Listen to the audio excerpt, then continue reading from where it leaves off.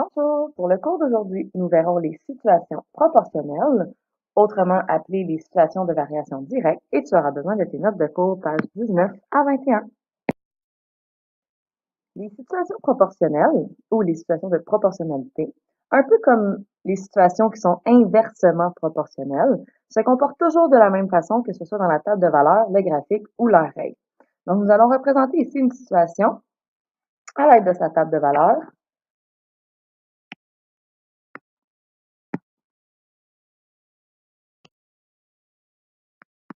Son graphique, ainsi que sa règle.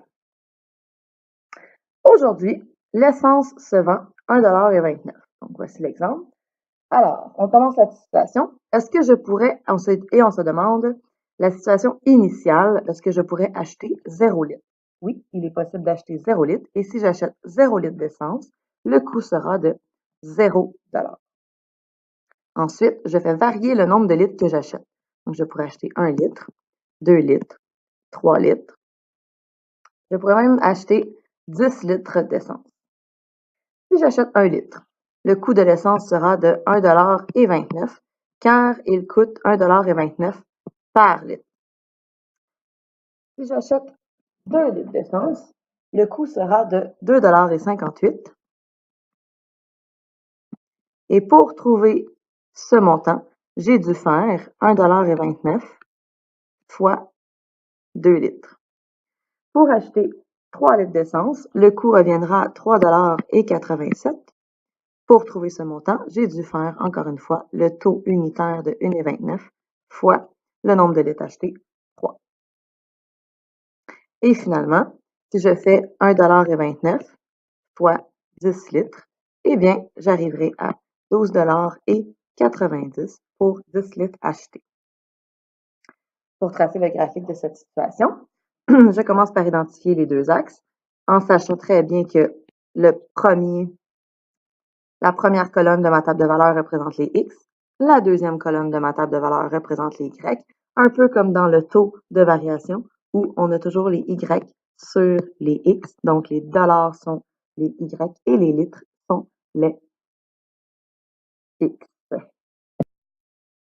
Alors, le graphique représentant la situation, en n'oubliant pas d'écrire un titre significatif, le coût de l'essence selon le nombre de litres.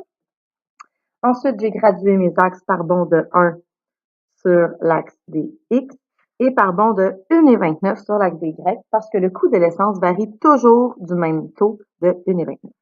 Je peux maintenant tracer mon graphique en sachant très bien que ça commence à 0 litre et 0 $ coût de l'essence et ensuite j'augmente de 1,29 pour chaque litre acheté.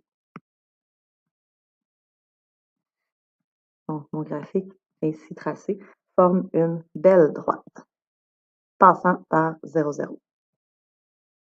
La règle de cette situation revient à se demander comment on fait pour calculer, dans le fond, le coût de l'essence. Alors, le coût de l'essence se calcule de la façon suivante. Donc, je prends le taux unitaire de 1,29 $ par litre et je multiplie par le nombre de litres achetés. Si je transforme cette règle de façon algébrique, le coût de l'essence correspond à la variable Y, le taux 1,29 multiplié par X correspondant au nombre de litres. La définition d'une situation proportionnelle, c'est qu'elle donne toujours lieu à des rapports ou à des taux qui sont équivalents.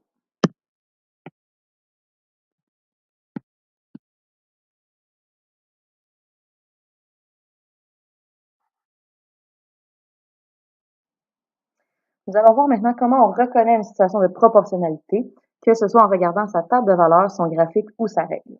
Dans le cas d'une situation de variation directe, la table de valeurs possède toujours un point ayant les coordonnées 0, 0.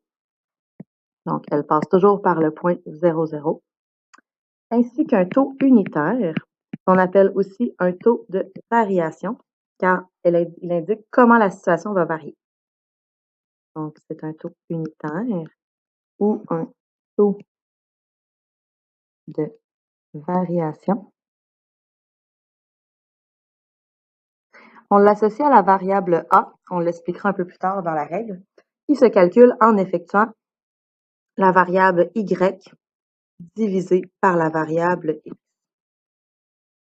Alors, par exemple, dans la situation de le coût de l'essence, si on voulait calculer le taux de variation ou le taux unitaire de la situation, nous pouvons prendre chacun des points, par exemple le Y divisé par le X. Lorsque j'achète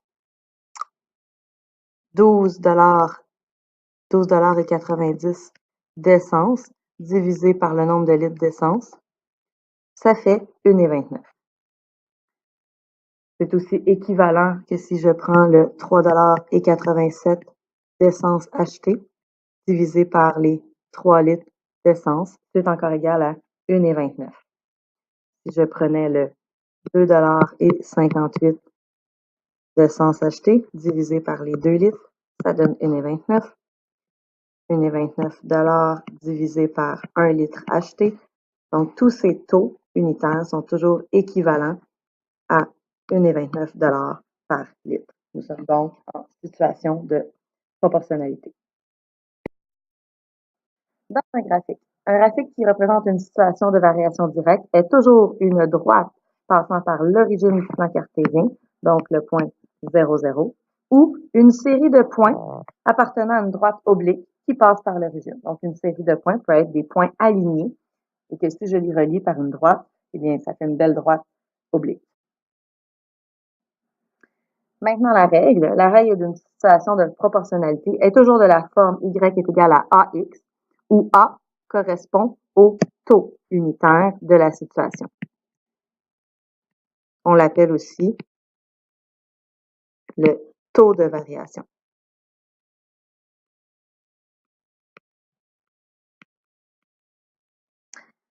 Dans le cahier point de mire, ils appellent le taux de variation le coefficient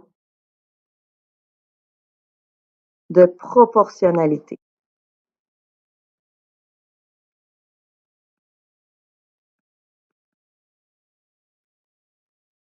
Par contre, en secondaire 2, nous utilisons plus régulièrement le mot taux de variation. Lorsque vous êtes dans le cahier point de mire, le mot coefficient de proportionnalité correspond au taux de variation. Alors, pour le trouver, il faut faire Y divisé par le X. C'est le même calcul que pour trouver le taux unitaire. Dans la situation qui nous intéresse, la règle était donc Y est égal à 1,29 $ fois le X, car 1,29 $ correspond au taux unitaire de la situation. Taux unitaire ou taux de variation ou coefficient de proportionnalité. La page suivante vous demande de calculer, déterminer si les situations suivantes sont des situations de proportionnalité et si oui, d'en trouver la règle. Le premier exemple, c'est une table de valeurs. Alors, on remarque qu'elle passe par 0, 0. Alors, c'est la première chose à remarquer. Donc, ensuite, il faut remarquer si le taux unitaire de chacun des points de cette table de valeurs sont équivalents. Alors, pour le faire, nous allons faire Y divisé par X. Donc, ici, c'est 23 divisé par 1, ça fait bien 23. 46 divisé par 2, ça fait 23. 69 divisé par 3, ça fait 23. 92 divisé par 4, ça donne toujours 23. Alors, 23 correspond à notre taux unitaire. Alors, oui, ceci correspond à une situation de proportionnalité et la règle est égale à Y est égal à taux unitaire 23 fois X. Le B. Situation de proportionnalité, elle passe par 0, 0. Ensuite, vérifions si chacun des couples Y divisé par X donne toujours le même nombre. Donc ici, 12 et 9 divisé par 3 me donne 4,3. Je remarque que 42 divisé par 10 me donne 4,2. Comme 4,3 et 4,2 ne sont pas des taux équivalents, alors il ne s'agit pas d'une situation de proportionnalité. Alors, je ne trouverai pas de règle associée à cette situation. C. Est-ce une situation de proportionnalité? Passe par 0, 0. Alors, et c'est une droite oblique. Alors, c'est suffisant dans le graphique pour dire que c'est une situation de proportionnalité. Quelle est la règle de cette situation? Un peu plus difficile ici, car je devrais déterminer un autre point pour trouver le taux unitaire. Alors, pour trouver un autre point, je dois aligner, dans le fond, lorsque x vaut 1, quelle sera la valeur du y? Alors, je remarque que le prochain point qui arrive sur ma règle, c'est le point 1, 4, où x correspond à 1, y correspond à 4. Donc, pour trouver le taux de ma situation, y divisé par x, je prends le 4 divisé par 1 et ça me donne 4, d'où la règle y est égal au taux fois le x. Finalement, D. Je vois ici une série de points alignés formant une droite passant par l'origine. Alors, ceci est suffisant pour dire que c'est une situation de proportionnalité. Pour trouver la règle, je vais fonctionner de la même façon. Alors, je vais me former une petite table de valeurs, x, y, avec les coordonnées des points. Donc, ici, quand le x vaut 1, le y vaut 0,5. Quand le x vaut 2, y vaut 1. Quand le x vaut 3, y vaut 1,5. Quelle serait la règle de cette situation? Donc, pour trouver le taux de ma situation, y divisé par x. Donc, dans les trois cas, 0,5 divisé par x, divisé par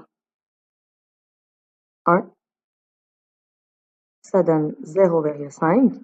Ensuite, 1 divisé par 2 donne 0,5, et etc. La règle sera donc y est égal à 0,5 multiplié par x. Dernier exemple, est-ce que c'est une situation de proportionnalité? Est-ce qu'elle passe par l'origine? Non. Alors, ce n'est pas une situation de proportionnalité. Il n'y a pas de règle associée à cette situation pour le moment.